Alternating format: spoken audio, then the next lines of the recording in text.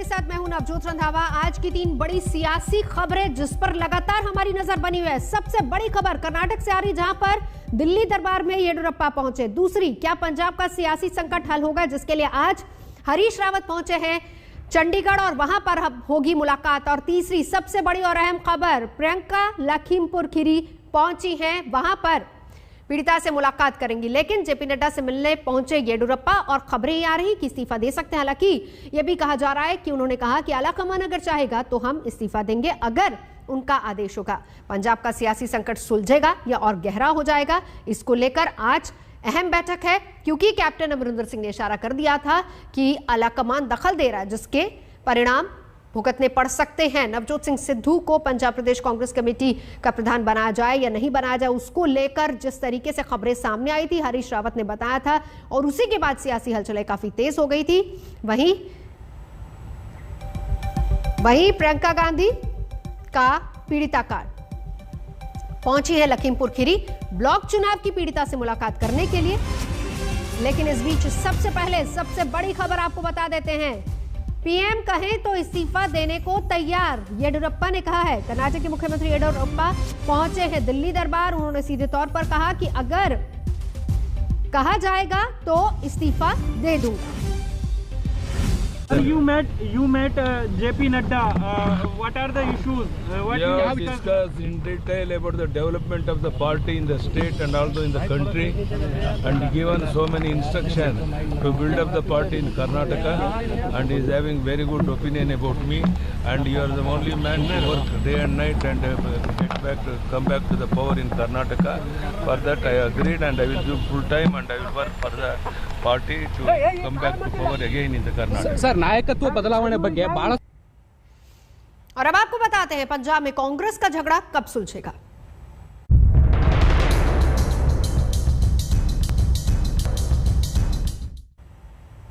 कांग्रेस के लिए पंजाब का झगड़ा जैसे कोई लाइलाज रोग बन गया है। 15 दिन से दिल्ली और चंडीगढ़ के बीच नेताओं की कदमताल लगातार चल रही है, कभी अमरिंदर तो कभी सिद्धू, लेकिन नतीजा ढाक के 3 पात। अब तो अमरिंदर सिंह ने सीधे खबरदार भी कर दिया है कि उनकी नहीं सुनी गई तो नतीजे अच्छे नहीं होंगे। और इस बीच आपको बता दें, आज हरीश रावत दिल्ली से चंडीगढ़ रवाना हो चुके हैं। उधर सिद्धू की पटियाला से पंचकूला वो पहुंच रहे हैं। प्रदेश अध्यक्ष सुनील जाखड़ से मुलाकात हुई है उनकी। सुनील जाखड़ से सिद्धू की मुलाकात, आज हरीश रावत मिलेंगे कैप्टन अमरिंदर सिंह से।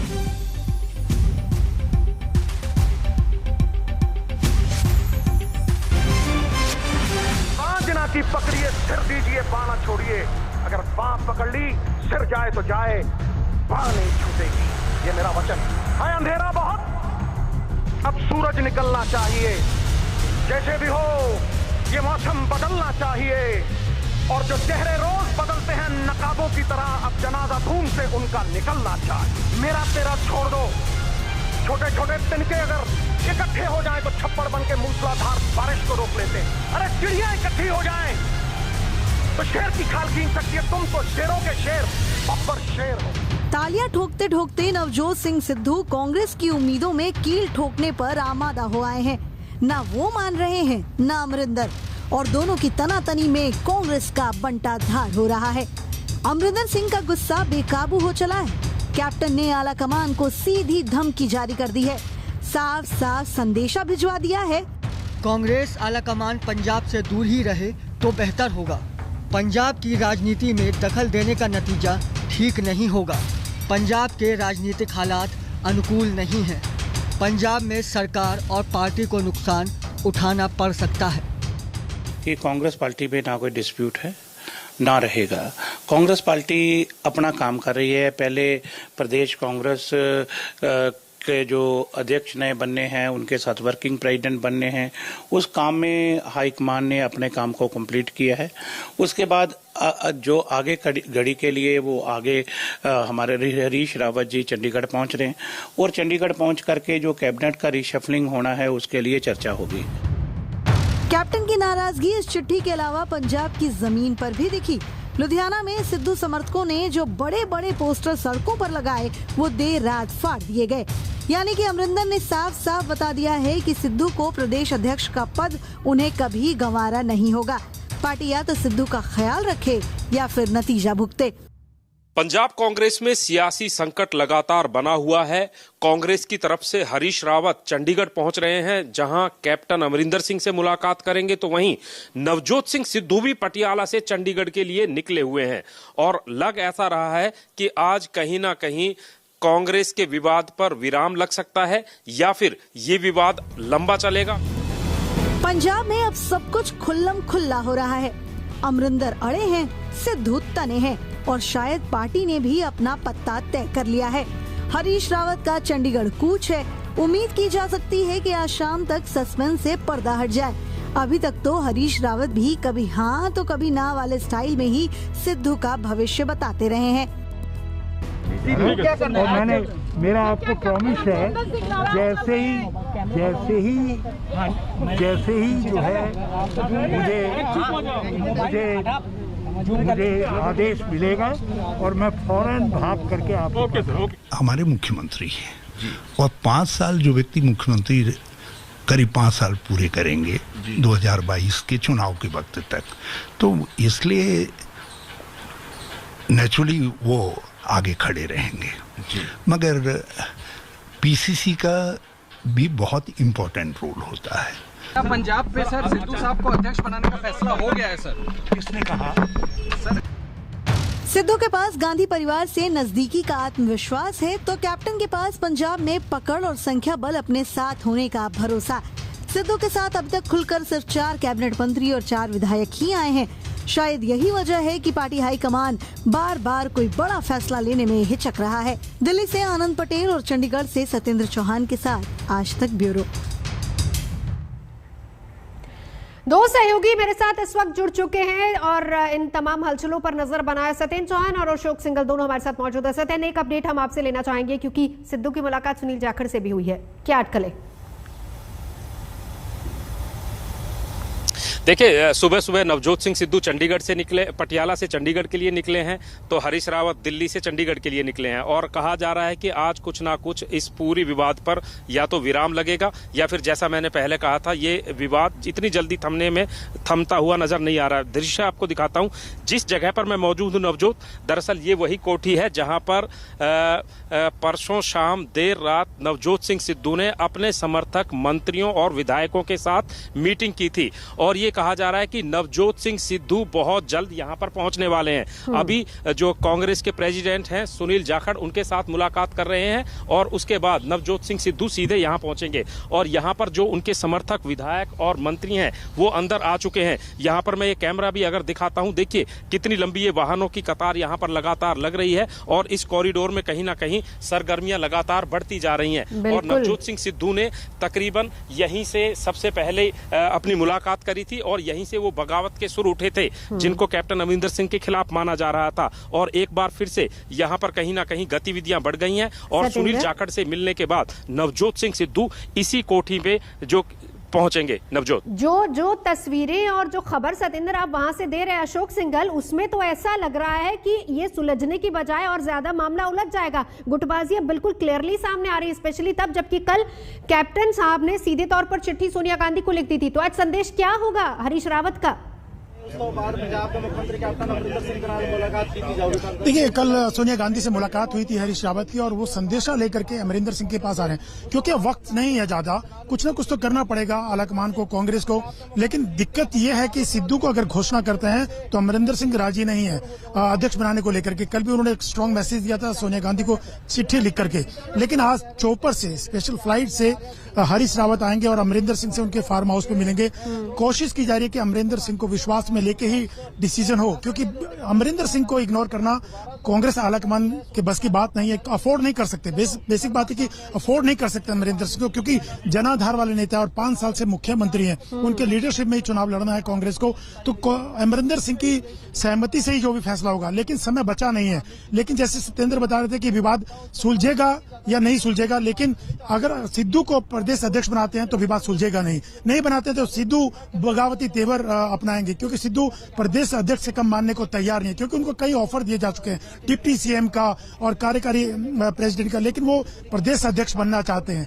लेकिन अगर नहीं बनाया जाता तो सिद्धू नाराज होंगे, अगर बनाए जाते हैं उनको प्रदेश अध्यक्ष तो अमरिंदर सिंह नाराज होंगे, उनका गुट नाराज होगा। तो कांग्रेस के लिए बड़ी दिक्कत की बात है, इस वक्त परेशानी है कि क्या करें। लेकिन आज कल में डिसीजन होगा नवजोत, या तो हरीश रावत जब अमरिंदर सिंह से मिल करके दिल्ली जाएंगे, आज तो शाम को डिसीजन होगा। नजर बनाए रखिए, रोकूंगी आपको, हम आपको सीधा लिए चलते। एक और बड़ी खबर है, बीएसएफ के समारोह में गृह मंत्री अमित शाह बोल रहे हैं। लगे हैं, परंतु मेरा आप सबसे अनुरोध है कि सीमावर्ती गांवों में से पलायन रुके, इसके लिए भी हमने विशेष ध्यान देना पड़ेगा।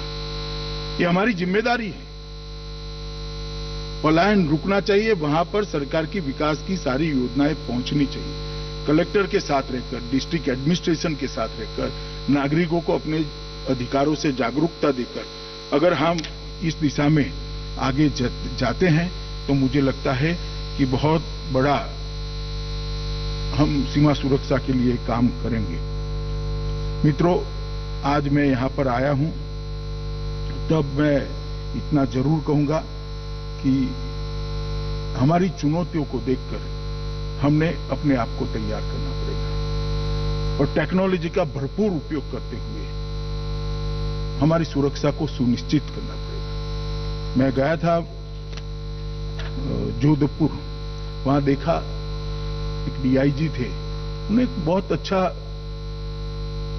टेक्निक से सीमाओं की सुरक्षा का मॉडल बनाया था। अब धीरे धीरे वो मॉडल को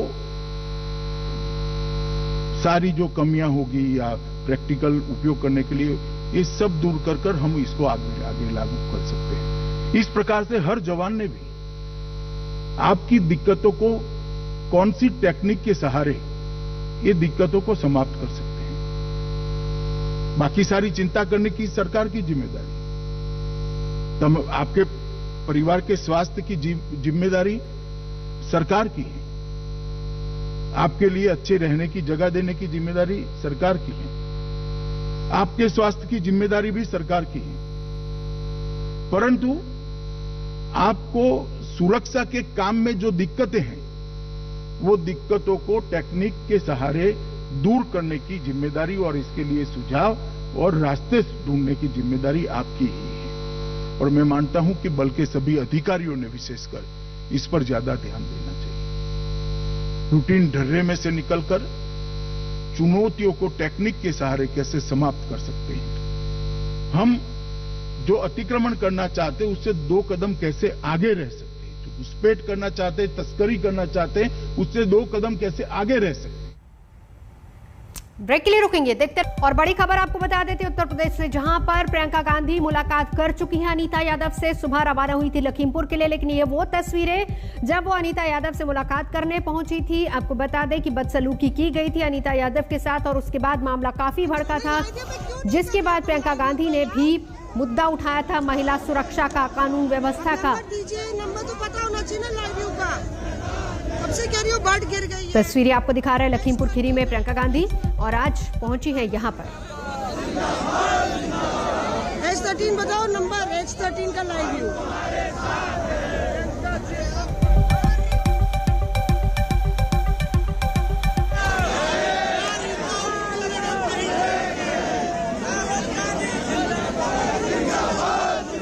नंबर बताओ ना सत्येंद्र, क्या बोल रही हूँ मैं इतनी देर से? 8860 चाहे कोई भी सियासत